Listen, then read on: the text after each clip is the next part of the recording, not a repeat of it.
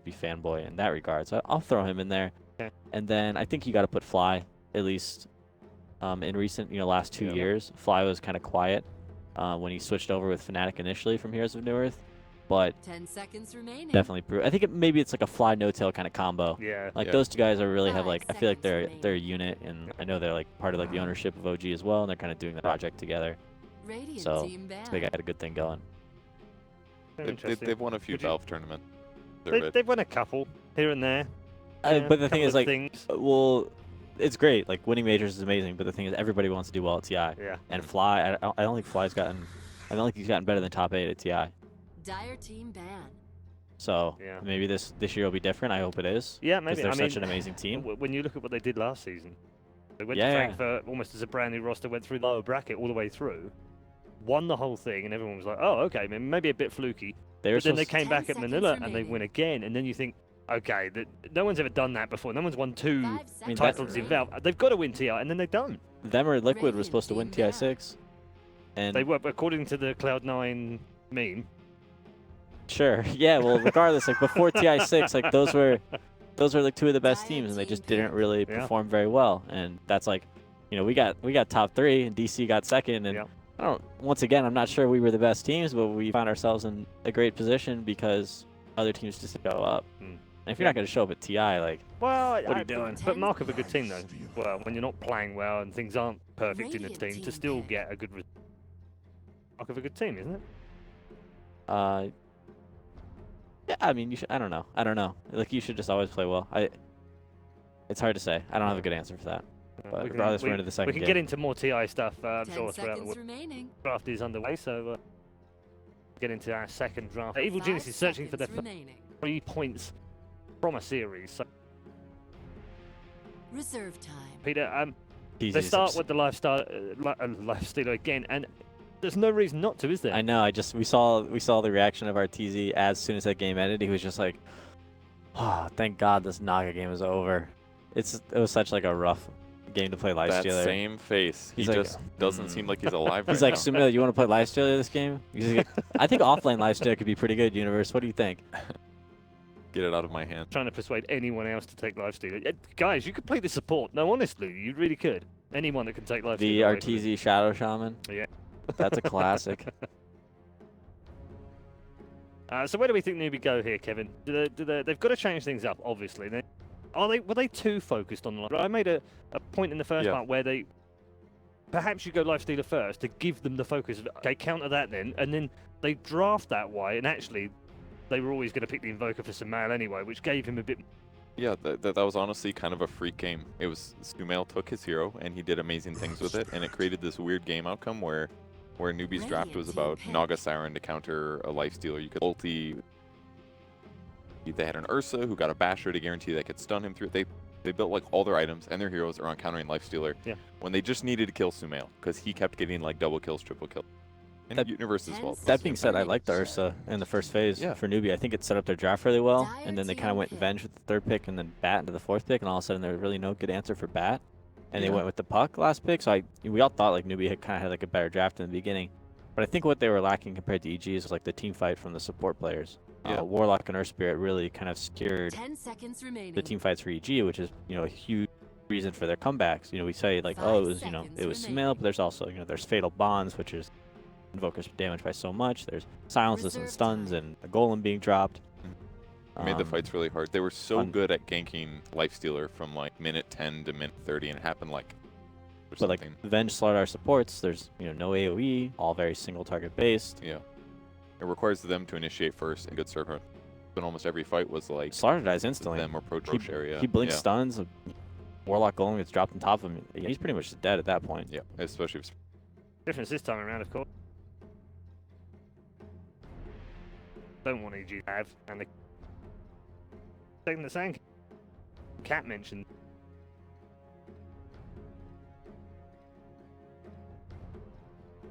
Prefer that this time around? I mean, they're obviously responding, and they're necessarily responding to the lifestealer pick this time. I think the Sand King kind of looks like that because what Newbee did really well last game, and what a lot of teams Radiant team ban. success on versus EG is just punishing pressuring. Well, and Sand King lets you do that because of burrow strike stuff. So you have to be a little careful depending on his timing, but it definitely gives him. Dire team ban. He's a high mobility hero that does well in lane versus melees. And yeah, he is an instant stun, which is nice against Lifestealer as well. He's going to build Force Staff, he's going to build Yules, he can build Blink. So it'll be really hard for Lifestealer to stick on top 10 of him. So seconds remaining. it works for me. Leaves her draft a little more open-ended than going for 5 that Ursa seconds in the first remaining. phase. Couple this time around. I like it as a response. So once you get eggs, it's daytime. You're gonna always know where. Radiant team ban. Super strong hero this tournament. Coddle, just good this patch. I think it was good last patch, and people are just learning how to play with him better. It definitely has some. 10 seconds remaining. Definitely. Covers them against a potential Bat Rider as well. Dire team I ban. think it's pretty safe here. Earth Spirit picked, you have to worry less about Earth Spirit and Sand King picks. So you have to worry less about heroes like Nyx and Night Stalker.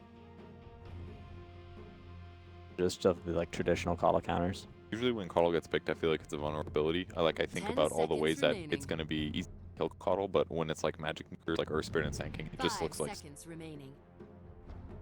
We'll see once they pick actual physical damage. Reserve Maybe time. looking at a TA on Newbee. I feel like that's the pick right now. Very good against Coddle. Can burst him down really fast. Against Lifestealer. Maybe it's too early to pick it. But Yeah, I'm a big fan of TA, and I think in right game TA can be like one of the best heroes and definitely one of the best picks. But it's pick, isn't yeah, it? it's a late pick for sure. And this game, Newbee does have the last pick. Was that like once again? Radiant So- team pick. EG took first pick, right? Both games. That's what's happening. Maybe teams are valuing second pick, or I mean second pick. I don't know. Like just thinking about it to myself, I think second pick seems better. 10 seconds Just because you have that remaining. last pick. Just see everything on the board, and then you get to pick. 5 seconds remaining. Especially more when you've got to flame. play line. Reserve time. Yeah, that being said, like it depends on what heroes Sumail's playing. If he's playing heroes like Alchemist and Invoker, maybe saving that hero for last isn't totally necessary. And if Yeah. you're comfortable first picking Lifestealer, maybe you don't need to. I mean, I don't think a last pick Puck for EG really kind of like changed their game, right? Like Yeah. it wasn't like a game-winning last pick Um, Puck. It was good. He played well. I mean, it worked out. It's just Yeah. Puck isn't that hero that's gonna. They pick Puck. Like Yeah. we lost. No we matter have what. we have nothing now. Oh no, it's Amiibo. Yeah, whereas like the Naga can be that hero. Yeah. We saw Morphling yesterday from Dire IGV. team pick. That was like, Morphling, big problems. Very good against Elk. Jug, pretty safe pick here. It took a long time to draft. Good against Lifestealer based. Jug's one of the few carries along with Lifestealer now, whereas Lifestealer 10 wasn't there seconds before. But he's one of the remaining. few carries you can pick really early and be like, okay, we can find a place for him in the game, and he's 5 going to be seconds effective, whether remaining. it's in mid or the safe lane, healing ward, in the magic community, high like physical damages. Stats on Reserve it, but time. generally he's. Yeah. Especially the, It's the third pick is a really hard pick, just because you go through this phases of picking two heroes, and then you have 4 more bans. They're just like, kind of almost like, what do you not want to play against? Yeah. There's not really shot like in the dark, really. yeah, it's really a shot in the dark. And then the third pick is like what can we pick without revealing too much? Especially when EG has 3 picks left in their draft here. To Yeah. grab something that third pick would be dangerous. The one thing to note here is that they made the decision to pick Juggernaut over their 5 position hero. So I'm interested to Radiant see team pick. what kind of 5 position they think is important to save in place of taking it third. Like, you think so? Could be Zai. I think Zai playing it a lot. These guys play the same heroes, which is funny. Yeah, I know. because I love the 10 crit seconds task. remaining. So Crit's I the only- captain. I know, but I only picked it up because Cap in the hallway 5 yesterday seconds remaining. teased crit a little bit. He's gonna see a tusk. yeah, And then yeah, he was yeah. like, But nah. Zai Nah. plays Reserve Coddle, time. so right. So Zai plays Coddle for them, so Yep. will be crit tough. Yeah, I think you're right. I don't know if I've seen Crit play Coddle, but I I'm don't think I have, but I've seen Zai play. yeah, both, because but that was a fly hero on OG, and I do like Dire Tusk here a team lot. pick. They can stop things like epicenter damage, omni slashes, pull people into snowballs. Okay, They're gonna still gonna go go back to the crit. Radiant team ban. I was going to mention it had been banned. I mean, maybe Newbie look at it and go, nah, it wasn't really that much of a problem. And maybe it was a draft issue, rather than a player issue. But I think it's that's less dangerous, good. isn't it? It's dangerous for Newbee, but I think it's less good here because I can lean like Juggernaut against it, and then if they do Earth Spirit Roam, it's slow. Lots of team fight. Tusk rolls it in. Yeah, just another Tusk. Another like lifesteal can't rage team 10 seconds away. remaining. Just synergizes. They just have. I mean, now Newbee has a better team fight. 5 seconds Right? remaining. Kind of has this coddle. They're going to be more slow pushing and disrupting team fights Reserve and time. setting based on lifesteal rage cooldowns. Yeah, I'm not sure which way I lean right now, but Dire team I don't know. pick. I don't know if I'm a huge believer in Tusk, to be completely honest. That hero's yet to prove to me that it's like strong. It's been out of the meta for a long It's time. been a while, hasn't it? Talents have been ultra buffed. To repeat. The But, hurricane pikes are less common 10 now. seconds remaining. And have And- been nerfed. Yeah, so like that was a huge problem for him as well. Yep. It was 5 like seconds everyone has a remaining. 4-staff and snowball in, but you never really get to your target, and then you throw the Yeah. shards and they're just you walk Reserve over them. time. Mid 2015. 10 I'm trying to think what was like the prevalent Ooh, tournament. okay. where, I like, remember it. Radiant team pick. it was like 2015. it was so like- would have been. well, I think last year Liquid was like Jerax would play Earth Spirit or Yeah. Tusk almost every game. Wasn't it TI5? I think it was 'Cause I remember TI5. after yeah. TI5, Yeah, I Ortiz think it went was like TI5. stream Tusk and tagged up his garter all the time. Yeah, that's right. That was, That's that right. was C-Deck. CDC, right? That Yeah, would have we've- been TI5. So I guess they're doing 5 dual offlane seconds Tusk or remaining. Shaker. I was wondering if they do some combo like that. Earthshaker. It's very hype. old school. Reserve I kind of like it. Yeah. They could definitely punish the hell out of Warlock. Like it's an area where Warlock's actually really vulnerable. As this, they have good gap close. He gets blocked in. He doesn't have very much. He's got good HP. I love Earthshaker. 10 seconds fun hero. remaining. Alchemist. He's like not very like he hasn't been Wow. like super good for a long time. So Newbee, Fun. Newbee have gone the Alchemist. Yeah, particularly. Lifestealer actually does pretty well against Alchemist, just You because like you that can guy? rage and you don't worry about the radiance attacks. Mm. A lot of physical damage to put him down, but the later this game goes, the harder it's going to get. Unless we see that Sumail show on Invoker again. Thank you very much, gents. Let's head back to our game 2 and find.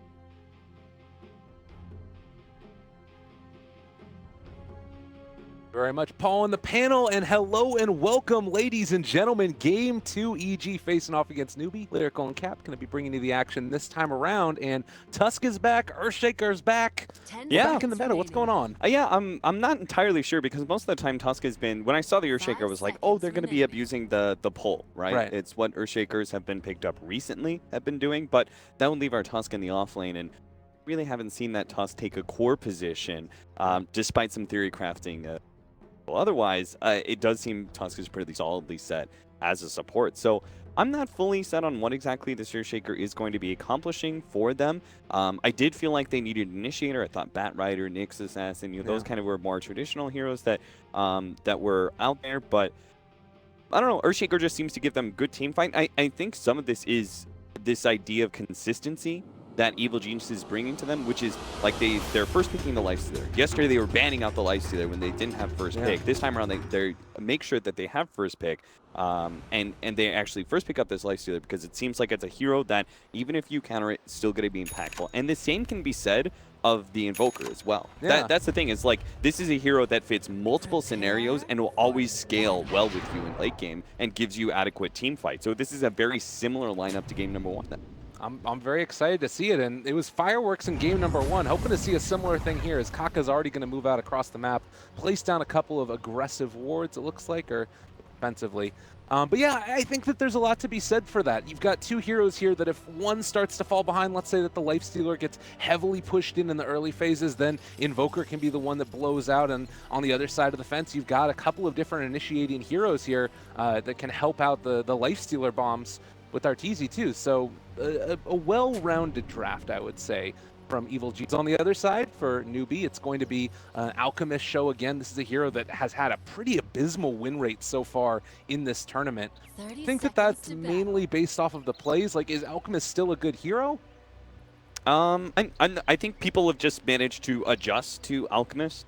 there are certain heroes that come back into the meta time and time again, and you will see for probably the first month that that kind of hero, that kind of style, always has a really good win rate. So, for example, a Spectre already, if Spectre anytime comes back into the meta, you'll see this spike where Spectre is very strong. Has a high win rate because teams have kind of forgotten how to be able to play around and against a Spectre lineup. And I think Alchemist is kind of similar, and the decreasing win rate that we're seeing right now is the fact that teams have played against it so many times that they have adequately adjusted. I was thinking a little bit, I think that Newbee's last pick, there really wasn't too many options. I think it was either Naga Siren or Alchemist. Their lineup is pretty team fight heavy, but they didn't have the scaling necessary to beat out EG's Invoker Lifestealer core duo. So they had to get something that kind of changes it kind of flips the script, changes the idea about Dota. And both mid Naga Siren and Alchemist accomplish that for you. So I think in that regard, the Earthshaker would always be a strong pickup just because he gives you such strong, hard initiation.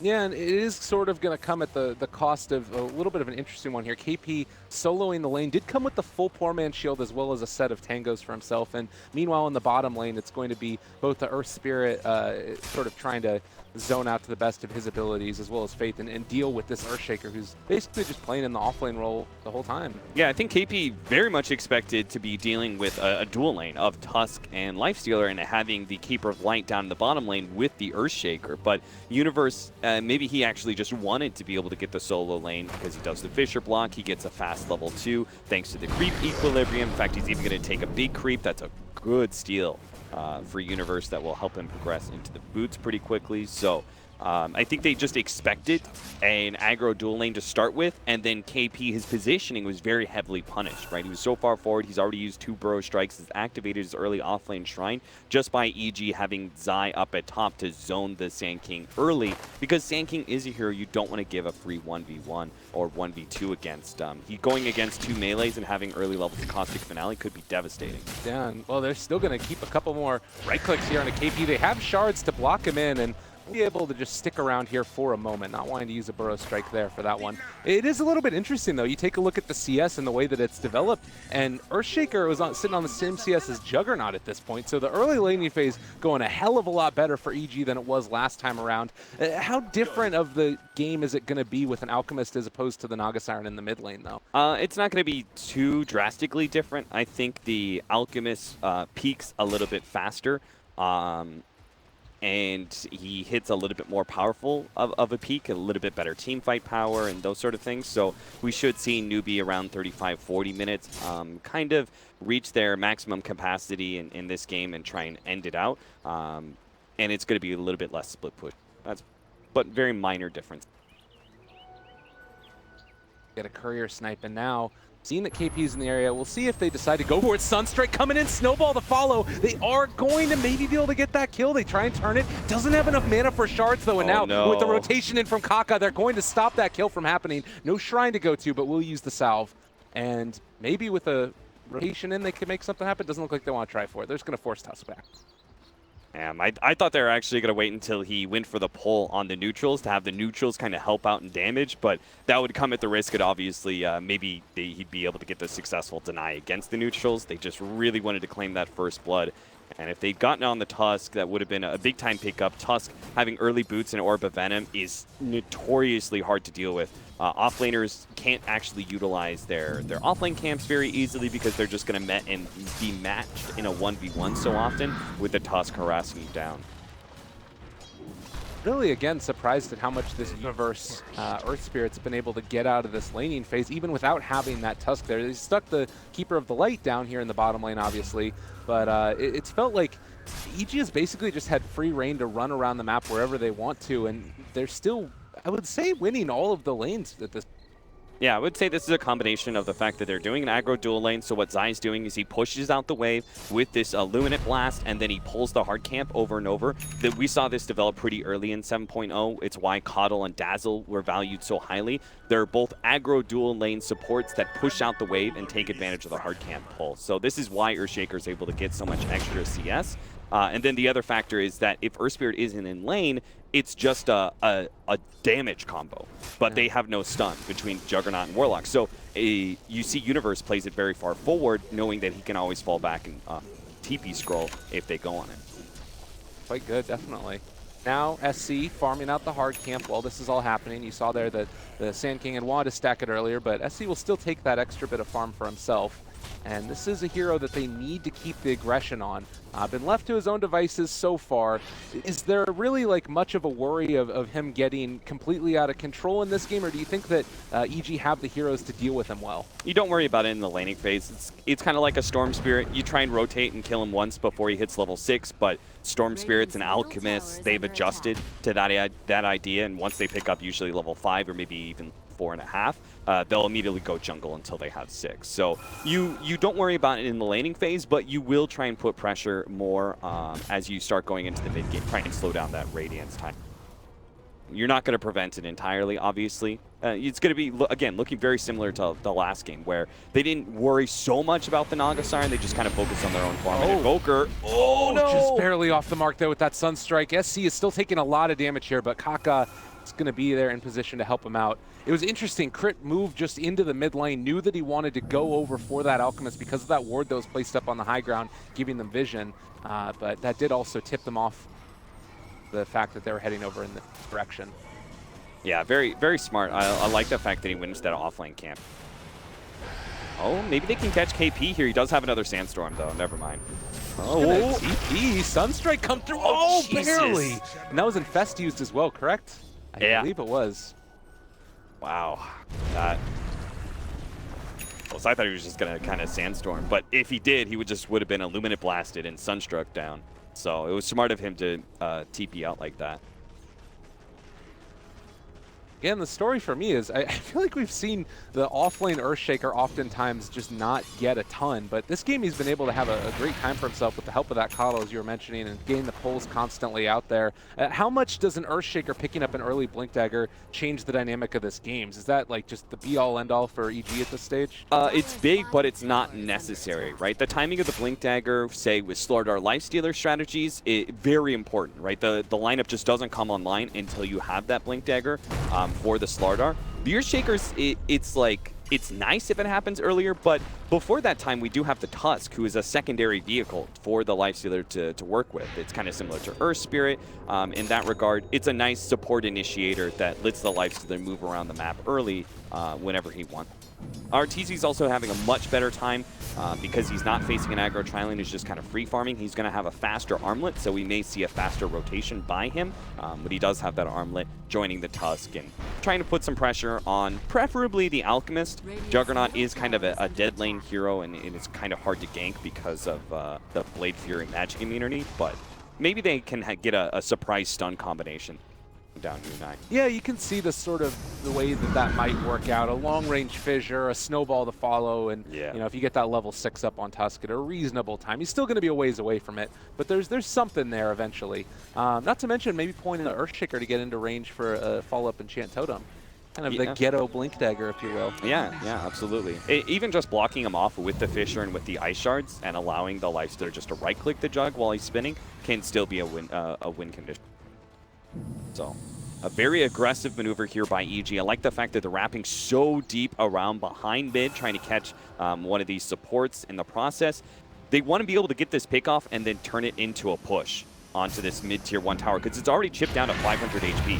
Well, they're right there on top of Kaka. He's going to immediately get out, and now EG call the panic button, but U9 rotating in. It's, well, turning around. Go for the Echo Slam universe. Make it happen, baby. And now KP, he's going to jump there onto the Tusk. So Crit in a little bit of trouble there, trying to go for a little bit more. This Enchant Totem not quite in range to block it off, but they have been able to find another kill on Sumail. Kaka dropping low, and now the Burrow Strike onto 2. Is it going to be enough damage, though, to find any of these kills? Crit walking away is going to be alive. They're going to take down KP. Triple kill for Sumail.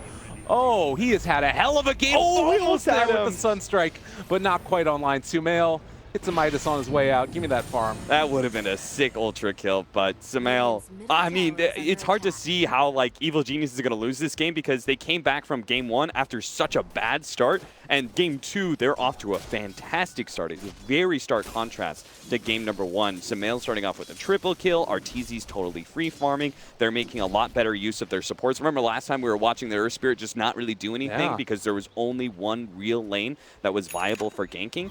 This time around, one, you can feel like the Tusk has a lot more opportunity.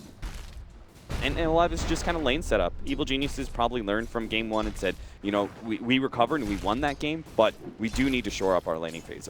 I mean, talk about a way to start your day number 2, too. After the rough start that they had in day number 1, looking quite strong, gets the top team in the group. And man, that call by Universe, we're going back in, baby, taking them down. Yeah, that was sick, playing off of the high ground advantage and knowing that they're fogged up. And so right as Jug gets over that cliff, he just runs straight into the Earthshaker like that. The sick call by Universe. Round play, and as a result, Evil Geniuses, they are very far ahead in net worth, considering the fact they're dealing with an Alchemist. Having any kind of net worth lead is good, but it's a pretty dramatic one at that, 2,500 lead. Stage, and it's something that's going to become more and more pronounced. Sumail finding himself another kill there in the mid lane, just a quick Sunstrike. Those can happen at any point in time. Quite a tough one indeed. It did look like there's, again, some movement around. The Alchemist trying to find farm wherever possible. He does have his armlet done and building towards that Radiance. I mean, is this something where EG are going to need to be worried about it, or do you think that just because of the tempo they're playing, it's not going to matter? Oh, Universe. Maybe going to die here. Sunstrike Yeah, not he's able to done. kill Kaka, but we do also have a rotation in from the Tusk with the Lifestealer inside of him towards mid. I don't know if they're going to catch SC, though. No, Evil Geniuses, I've had actually notorious at having a hard time against Naga Siren and Alchemist drafts, but they've really done like a lot of homework in that regard. Look at it, they constantly are rotating into the offlane camp area. They're gonna find the Alchemist here and bring him down, it looks like. Sunstrike comes through and that finds the kill. Sumail, Radiant's he's gotten a lot of gold at this early stage. I think, does he have all of their kills at this point? 5-0-0. Yeah, he does. bottom tower is under attack. This guy is, he's halfway through an Aghanim Scepter at 12 minutes. Yeah. Radiant's middle tower has fallen. I don't know if it's just Invoker or if it's the rest of his team setting him up for it, but he has certainly came to play today, and it is making a spectacle of it. I do feel like SC looks a little bit awkward on some of these heroes like Naga and Alchemist. Like that, he did not respect the rotation from EG because KP knew. He knew those heroes were missing. He knew like it was about the armlet timing. He knows this is about the time that they're going to see rotation. So he had to have made that call. All right, a lot dropped here for Universe. They'll find the kill. Epicenter down as well as Omni, but Newbee, they just need to get something going for themselves here. Oh, 0% kill participation, 100% for Sumail. I mean, that's the way these heroes work, though, right? Yeah, Like, yeah, sure. but yeah, it's definitely a much cleaner performance from Sumail in this game. And maybe it's the comfort as well. You talk about that and the way that these playmakers like to make it work. Kaka setting up on Sumail here. Still quite hard to find initiation, get a kill, but if they could somehow find it, it would be huge. Free safe lane tower going to be given away, probably on both sides. I'm not sure if you really want to head up to that top lane. It would be ill-advised to try and scramble to save that tower when Newbee's already preemptively set up on it. Radiant's bottom tower has So, fallen. kind of chill out. Universe just needs to farm up his Blink Dagger, utilize the push at top lane, and then also some of the jungle. Like EG, they did really well for the laning phase, but they don't need to get too aggressive at this point. Oh, Universe wants to fight this one. Splits the uprights with the fissure, is still in a little bit of trouble. They've got the spin forward, trying to bring him low. He had a really good start to the game, but now they get the recall in on Arteezy. They drop the Echo Slam, able to turn it. They take down U9. Well played. KP hiding in the trees and should be able to get his TP out. But that was a quick turnaround. Yeah, that was it was kind of the unique situation, I guess, with the Keeper of the Light, because they only TP one hero in. Universe, you know, he just walks into lane. They only TP Zai in, but Zai is bringing someone else in, that's Arteezy, into that fight, so it is kind of a unique way to be able to defend a tower rather than mass TP rotations. But it was also just a lack of damage, because the laning phase has gone so poorly for Newbee.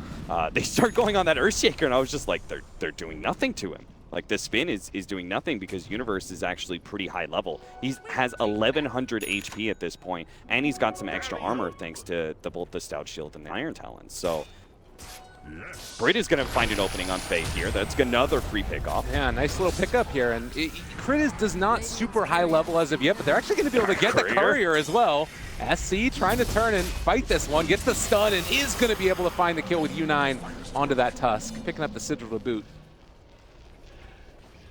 Small little turnaround, nothing big there.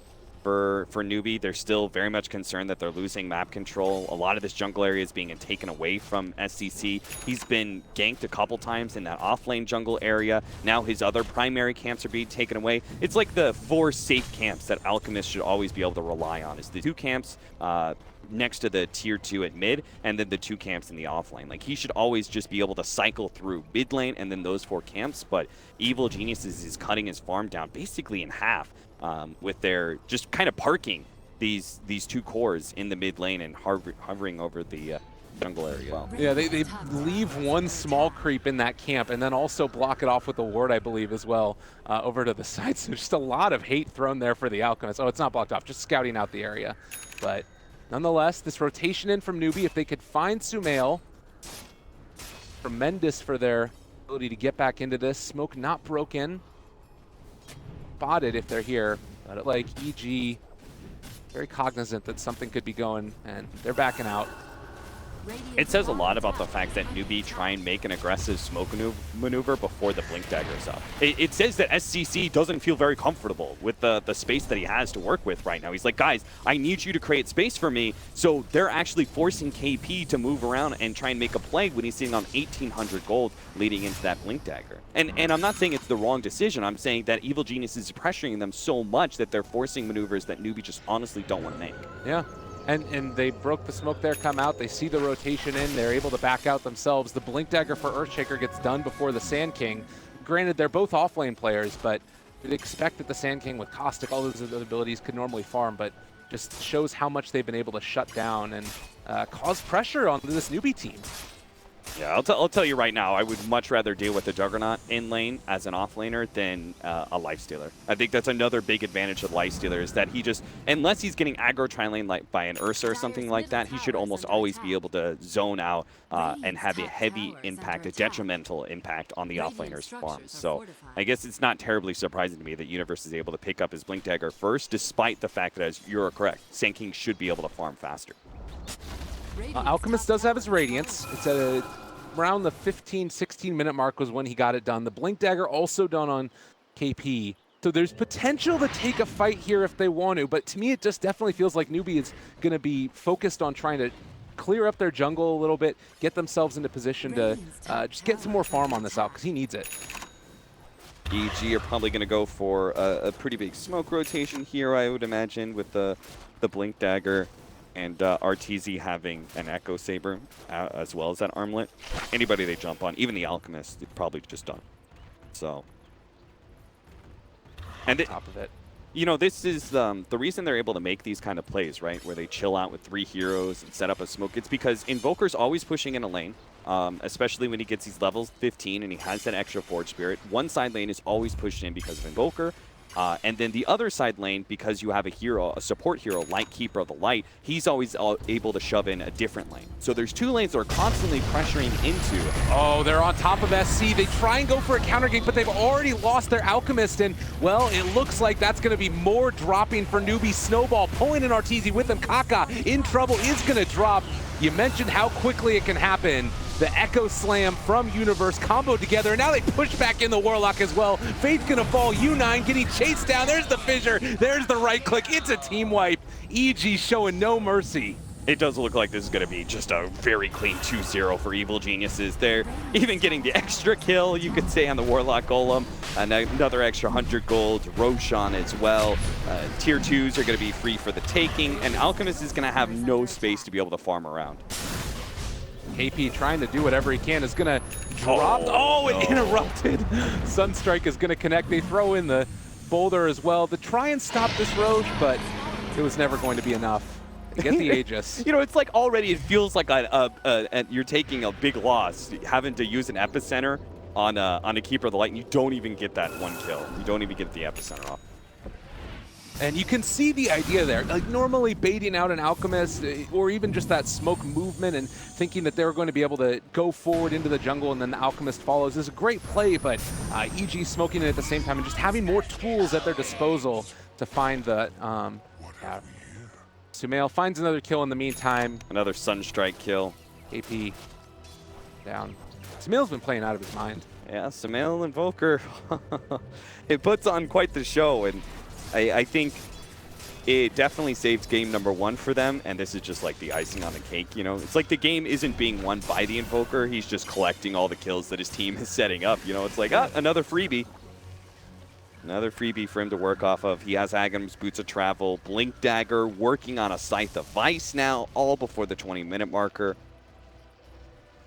This is, I think you're seeing a bit of a weakness. I think the draft was not great for Newbee, but I do think this is a potential weakness in them, is they need to enable KP. Because KP then enables the rest of the team by creating space for SCC as well as U9. I think U9, he's an exceptional carry player, very consistent, but he's not the kind of carry player that wins you games like these ones. You know, he's like the opposite of an Eternal Envy. He's not willing to make those like super hyper aggressive plays that can change the nature of the game, even if they are inherently risky. I think that's just against his nature. He likes to be able to have the same kind of performances time after time. They needed something to kind of change to flip the script. You know, we could kind of see where this game was going, and Newbee needed to try and change something rather than just kind of sitting back with the Alchemist and farming and waiting for EG to take the first steps. Well, and maybe it's a hero selection thing too. I know that in the past, KP playing Slardar was a lot of ways to help enable his team early, sprinting around the map and trying to help out the mid lane. But whatever the case ends up being, we're at a state now where EG are not going to be denied. Rage, Alacrity, everything thrown on top of Artesian. He's just going to beat away at that tower, and it isn't even daytime at this point. You could maybe argue with a couple more minutes before that comes up that EG could wait for it, but I mean, they're just feeling so comfortable. They don't even feel the need to. A little bit of tier 3 chip to see if they can unlock the shrines with this Aegis. I'm not sure if they really plan on trying to actually take Raxes. It looks like they are going to give up on their endeavor here. They continue to sit around this top lane, but they're going to let Sumail push out that bottom and get the extra farm. They call in a second. There's no need to speed this game up. It's like he's going to have Linken's pretty quickly. I'm not sure why he had Scythe queued up. That didn't really make much sense. Linken's way better against the initiation of the Sync. Block out that Burrow Strike. Well, here we go. Tier 3 down, and Arteezy just going to hit away at the melee barracks now. Can back out after the Rage. And Newbee, they need to do something. Sitting here is not going to answer it, but there isn't really a great response in any fashion. EG know there's going to be probably some sort of epicenter play. It's going to be attempted. Stun, silence. Force Arteezy fairly low there. Maybe just wait for daytime at this point or just way back out. The daytime would make a big difference, right? If you had that sustained from the Keeper of the Light as Luminate Blast, healing Arteezy up every single time he pushed into high ground, they could easily take melee racks, or at least force Newbee into finally making that big play, but it's not going to happen. EG, back up, take the Shrine. Daytime is up in another. There's no reason they can't just control the lanes again. Just like they did last time, have Sumail like push out bottom or something a little bit more before recalling back.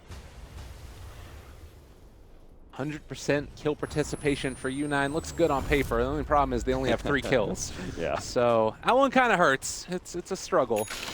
But again, movement in. It can keep the pressure on this tower.